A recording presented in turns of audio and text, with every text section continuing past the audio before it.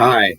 The UKIP protest or provocation on Saturday, starting at Whitechapel station to march past the nearby East London Mosque demanding mass deportation and taking back of the East End from the Islamists and the illegals, has been banned by the police and will now take place in distant Knightsbridge.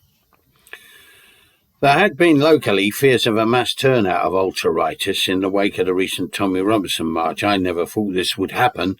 After all, it will be nothing more than a virtual suicide mission, expecting only a couple of hundred of these modern-day would-be crusaders to emerge from the now labyrinthian station complex and to be shunted to the back end, eventually to be sent home by the police.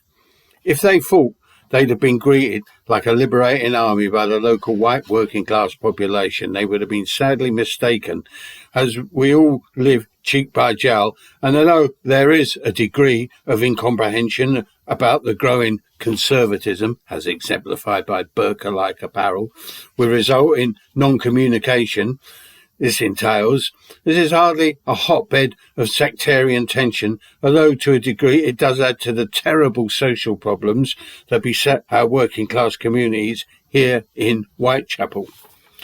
One thing we're all troubled by is the Manhattanisation and citification of the area, driving us all out, resulting in slow creep social cleansing.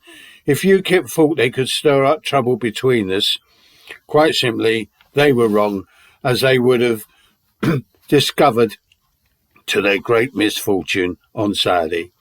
This isn't the same situation as it was here in the 1970s, 1980s, 1990s. Some the liberal and harder left have also forgotten or ignore the situation being far more complex, different, even perplexing.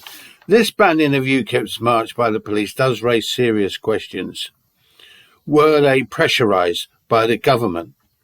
And does it set a dangerous precedent for the future protests, where the police decide what is permissible and what happens when people ignore it? Bye.